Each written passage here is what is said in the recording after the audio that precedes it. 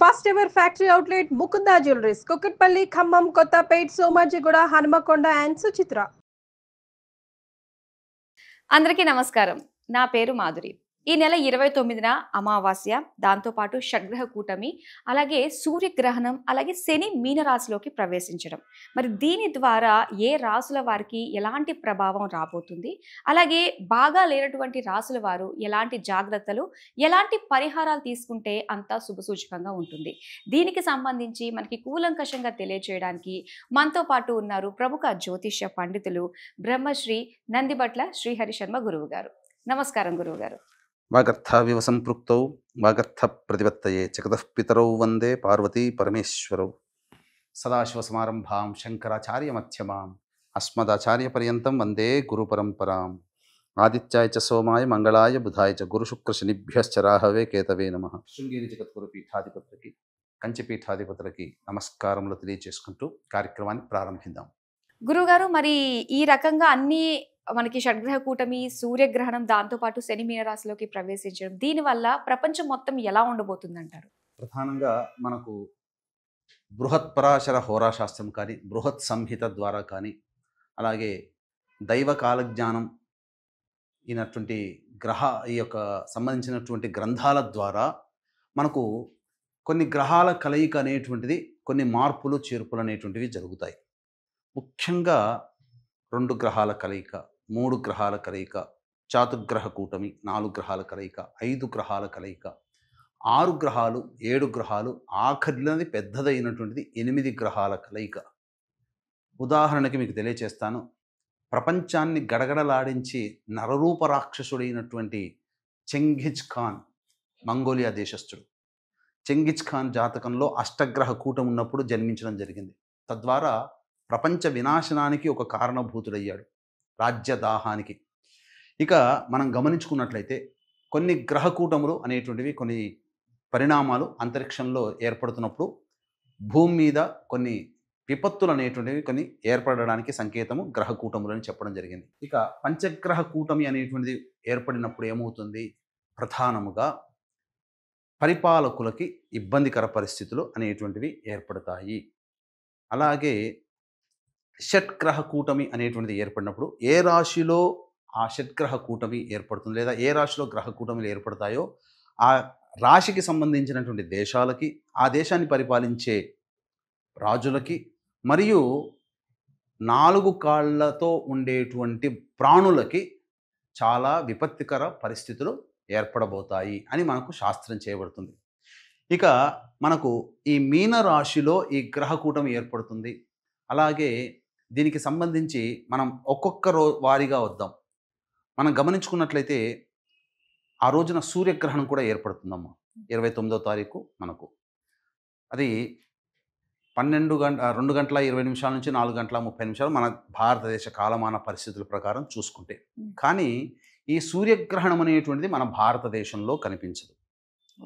కాబట్టి భారతదేశంలో నివసిస్తున్నటువంటి మనలాంటికి ఎవ్వరికీ కూడా నియమాలు పాటించాల్సిన అవసరం లేదు. నియమాలు అంటే ఏంటి? ఇల్లు కడుక్కోవడము, పట్టు స్నానము, విడుపు స్నానం చేయడము, పూజలు చేసుకోవడము, అలాగే ఆహార పదార్థాలు అన్ని దర్భపులను వేసుకోవడము, ఇలాంటివి, దేవతా విగ్రహాలు కడుక్కోవడము, పూజా మందిరం, ఇలాంటివి అవేవి మనం పాటించాల్సిన అవసరం లేదు. నియమాలు అంటారు. కానీ ఈ గ్రహణ ప్రభావం అంతరిక్షంలో ఎక్కడ ఏర్పడుతున్నా ఈ గ్రహణం అనేటువంటిది ఎవరికి జరుగుతుంది? సూర్యుడికి, చంద్రుడికి గ్రహణం ఏర్పడుతుంది. అంటే ప్రపంచానికి సూర్యుడు, చంద్రుడు ఒక్కరే కదా. అటువంటప్పుడు ఆ గ్రహణ ప్రభావం ఏర్పడుతుందో ఆ సందర్భంగా కొన్ని ఏ రాశులలో గ్రహణం ఏర్పడుతుందో ఆ రాశులకి బేస్ చేసుకొని కొన్ని రాశుల వారికి మంచి, కొన్ని రాశుల వారికి చెడు అనేది ప్రపంచవ్యాప్తంగా ఉంటుంది. అందరూ చాలా అనుకునే తప్పేందంటే, అజ్ఞానంతో అనుకున్నటువంటి తప్పేందంటే, మన భారతదేశంలో కనబడదు కాబట్టి మనకేమీ ఉండదు అని అంటారు. నియమాలు పాటించాల్సిన అవసరం లేదు. కానీ భారతదేశమే కాదు, ప్రపంచవ్యాప్తంగా ఇప్పుడు ఏ రాశుల్లో మంచి ఉంటే ఆ రాశుల వాళ్ళకి మంచి, ప్రపంచవ్యాప్తంగా ఏ రాశులలో ఇబ్బంది ఉంటే ఆ ఇబ్బంది అనేది కలుగుతుంది. ఇది సర్వసాధారణం. మానవుల జీవితాల్లో మంచి చెడు అనేటువంటిది సర్వసాధారణం. ఎప్పుడు తీపి వస్తువులు తీసుకుంటే 6 నెలల్లో శరీరం పాడైపోతుంది. ఎప్పుడు కారం వస్తువులే తీసుకుంటే 6 నెలల్లో శరీరం కృషించిపోతుంది. అట్లాగే ఇక్కడ ఎప్పుడు మంచి, ఎప్పుడు చెడు ఉండదు. కాకపోతే ఇలాంటి గ్రహణ సందర్భాలు కొన్ని అనేటువంటి అంతరిక్షంలో ఏర్పడుతున్నప్పుడు, గ్రహకూటములు ఏర్పడుతున్నప్పుడు అక్కడ జరిగేటువంటిది ఏంటంటే చెడు జరగాల్సిన దాంట్లో ఎక్కువగా చెడు జరగడం, మంచి జరిగే దాంట్లో ఎక్కువగా మంచి జరగడం జరుగుతుంది. ఇక అది మీనరాశిలో ఏర్పడుతుంది. అయితే ఇక్కడ మనం గమనించాల్సింది ఏంటంటే ఈ మీనరాశిలో ఈ షడ్గ్రహ కూటమిలో రవిగ్రహం లేకుండా ఉంటే మహాదారుణమైనటువంటి పరిస్థితులను ఎదుర్కోవాల్సిన పరిస్థితి వచ్చేది. రవి అక్కడ ఉండడం సేఫ్. ఇక ప్రధానంగా మనకు శాస్త్రంలో ఏం చెప్పబడి ఉంది, ఏ రాశిలో గ్రహణం ఏర్పడుతుందో ఆ రాశినాథుడు నైసర్గిక శుభుడైతే ప్రమాద తీవ్రత తక్కువగా ఉంటుంది. అంటే ఈ శుభగ్రహాలు పాపగ్రహాల్లో నైసర్గిక శుభగ్రహము గురువు కాబట్టి ఇక్కడ తెలిసిపోతుంది రవి ఉన్నాడు, కొంత తగ్గుతుంది శాతం ప్రమాద తీవ్రత. అలాగే గురువు నైసర్గిక శుభుడు, ఆ శాతం కూడా కొంత తగ్గుతుంది. ఇక ముఖ్యంగా చూసుకుంటే ప్రధానంగా ఈ 6 గ్రహాలలో చంద్రుడు అస్తంగత దోషం చెంది ఉన్నాడు, బుధుడు వక్రీకరించి ఉన్నాడు, ఆల్రెడీ రాహు వక్రీగానే ఉంటాడు, శుక్రుడు అస్తంగత దోషం చెంది ఉన్నాడు. దీనివల్ల ఏమైపోతుంది, ప్రధానంగా కనబడడానికి 6 గ్రహాలే కానీ బుధుడు, రాహువు, శుక్రుడు, చంద్రుడు 4 గ్రహాల బలము తగ్గిపోయింది. ఓకే. దీనివల్ల ఏమైపోతుంది, ఉన్న 6 గ్రహాల్లో 4 గ్రహాల బలం తగ్గిపోయినప్పుడు శని అప్పుడే ప్రవేశం చేస్తాడు. 29వ తారీఖు రోజునే ప్రవేశం చేస్తున్నాడు. మళ్ళీ 31వ తారీఖు కల్లా చంద్రుడు అశ్విని నక్షత్రంలో ఉంటాడు. అంటే 30వ తారీఖు సాయంత్రానికే వచ్చేసేస్తాడు అశ్విని నక్షత్రంలో. అంటే ఈ గ్రహకూటమి ప్రభావం ఎన్ని రోజులు ఉంటుంది, మహా అయితే 1.5-2 రోజుల వరకు మాత్రమే ఉంటుంది. కాబట్టి ఎవ్వరు కూడా ఆందోళన చెందాల్సిన అవసరం లేదు. కాకపోతే దీని ప్రభావం వలన కొన్ని విపత్కర పరిస్థితులు అనేటువంటి ఉంటాయి. ప్రపంచవ్యాప్తముగా ఎక్కడ ఇబ్బందికరంగా ఉంటుందంటే ఈ యొక్క జలతత్వం అనగా ఇంకొక ఎక్స్ప్లెనేషన్ కూడా తెలియజేస్తాను. ఈ రాశ్యాధిపతి అయినటువంటి గురువు రోహిణి నక్షత్రంలో ఉండడం అనగా శుభ నక్షత్రంలో పడ్డాడు. ఈ మీన రాశ్యాధిపతి అయినటువంటి గురువు చంద్రుడి నక్షత్రంలో ఉండడం. అలాగే కుజుడు ముఖ్యంగా చూసుకున్నట్లయితే కుజుడు గురు నక్షత్రంలో ఉండడం, అట్టి గురువు యొక్క రాశిలో ఈ యొక్క సంబంధించినటువంటి షడ్గ్రహ కూటమి సూర్యగ్రహణం ఏర్పడుతూ ఉండడం. అంతేకాకుండా ఇది జలతత్వాన్ని సూచిస్తుంది కాబట్టి కుజుడికి జలతత్వానికి సంబంధించినటువంటిది వాయుతత్వము, జలతత్వము, కుజుడు ఉండడం వల్ల అగ్నితత్వం. అంటే ఏమైపోయింది, ఒక భూతత్వం తప్ప జలతత్వం యాడ్ అయింది, అలాగే వాయుతత్వం యాడ్ అయింది, అగ్నితత్వం యాడ్ అయిపోయింది. అంటే ఏంటి, సముద్రము లోపల ఎక్కడో 1000 కిలోమీటర్ల కింద అగ్నిపర్వతములు బ్రద్దలయ్యే అవకాశం ఉంటుంది. అంతేకాకుండా కుజుడు భూతత్వానికి కారకుడు, అలాగే అగ్నితత్వానికి కూడా కారకుడు కాబట్టి భూ ప్రకంపనలు అంటే భూకంపాలు పెరిగేటువంటి అవకాశం మనం చూస్తూనే ఉన్నాం. మనకు జమ్మూ కాశ్మీర్లో కూడా 5.2 రిక్టర్ స్కేల్తో భూకంపం ఏర్పడింది ఒక 4-5 రోజుల కిందట. అంతేకాకుండా ఈ రాశిని సూచించేటువంటి దేశాలు America, Canada, Denmark, Mexico, Antarctica ocean సంబంధించినటువంటి దేశాలు. కాబట్టి విపత్తు అమెరికా ఎక్కువగా ఉంటుంది. కారణం ఏంటంటే చంద్రగ్రహణము మరియు సూర్యగ్రహణానికి విక్టిమ్ దేశం ఏదయ్యా అంటే అమెరికా. ఎందుకంటే ఈ 2 గ్రహణాలు అమెరికా దేశంలో కనిపిస్తున్నాయి. ఆల్రెడీ చంద్రగ్రహణం అయిపోయింది కాబట్టి దీని తత్వంగా అమెరికా నగరంలో యుద్ధ వాతావరణం కానీ భయోత్పాతాలు కానీ అమెరికా పరిపాలించే నాయకుడికి కానీ అమెరికా వల్ల ప్రపంచంలో ఇతర దేశాల వాళ్ళకి కానీ ఇబ్బందులు ఎదుర్కొంటుంటారు. ఇది చెప్పదగినటువంటిది. కాబట్టి ఇప్పుడు మనం చూసినట్లయితే అనేక జలచర జీవులు ఒడ్డు మీదకి వస్తున్నాయి, కనబడినటువంటి వింత జీవులు ఇప్పుడు కనబడుతున్నాయి. అంటే ఎక్కడో నీటి లోపల ఉండాల్సిన జీవులు పైకి వస్తున్నాయి అని అంటే నీటి లోపల ఏదో అలజడి జరగబోతుంది, సునామీలు రావచ్చు, భూకంప తీవ్రతలు రావచ్చు, ఇవన్నీ జరిగే అవకాశం ఉంటుంది. ఇది మనము కొట్టి పారేయవలసినటువంటి అవసరం లేనటువంటి చర్చ. ఎందుకనంటే ఖచ్చితంగా ఈ గ్రహకూటమి మనం జ్యోతిష శాస్త్రం ద్వారా మనం తెలుసుకుంటాం, అదే సైంటిస్టులు రీసెర్చ్ చేసి తెలుసుకుంటారు. మనకి వాళ్ళకి పెద్ద తేడా ఏమి లేదు. కాకపోతే గ్రహకూటమిని అనుసరించి మన మహర్షులు అందించినటువంటి విజ్ఞానం ప్రకారం ఇలా జరగబోతుంది భవిష్యత్తులో అని చెప్పబడుతుంది.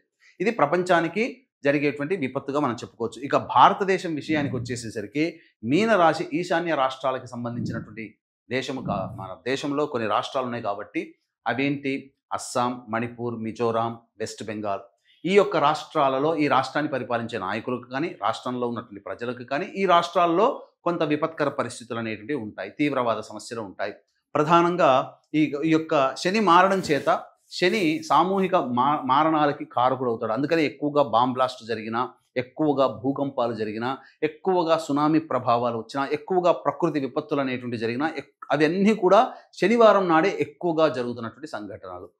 కాబట్టి 29వ తారీఖు రోజున శనివారం అయింది. శని ఉత్తరాభాద్ర నక్షత్రంలోకి, పూర్వభాద్ర నక్షత్రంలోకి ప్రవేశం చేస్తున్నాడు. కాబట్టి ఈ సందర్భంగా ఉత్తరాభాద్ర నక్షత్రము శని నక్షత్రంలోనే గ్రహణం ఏర్పడుతుంది. ఇన్ని కారణాల వల్ల జాగ్రత్తలుగా ఉండాలి. అంటే ఏంటి? ప్రధానంగా దేవతా అనుగ్రహాన్ని పొందే ప్రయత్నం చేసుకుంటే చాలా మేలు జరుగుతుంది. ఇష్టదేవత ఆరాధన, అలాగే ప్రతి వాళ్ళు కూడా వీక్షించేటువంటి సుమన్ టీవీ ప్రేక్షకులు ప్రతి వాళ్ళు కూడా దేవతా అనుగ్రహాన్ని పొందే ప్రయత్నం చేయాలి. కాబట్టి ఇట్టి దేవతా అనుగ్రహం మీ వంతు ప్రయత్నంగా మీరు చేయడం. ఎందుకనంటే ఏ సమస్యకైనా పరిష్కార మార్గాలు 2 ఉంటాయి. ఒకటి మానవ పరిష్కారం, 2 దైవ పరిష్కారం. మానవ పరిష్కారంగా మీరు ఇష్టదేవత ఆరాధనని కుటుంబ సభ్యులందరూ కూడా ఈ యొక్క గ్రహణ ప్రభావం అనగా శని మార్పు చెందుతున్నటువంటి రోజు అనగా ఉగాది నుంచి లెక్క వేసుకొని చైత్ర వైశాఖ మాసంలో 2 నెలల పాటు ఖచ్చితంగా మీరు ఇష్టదేవత ఆరాధన ప్రతి నిత్యము కుటుంబ సభ్యులందరూ చేయవలసినది.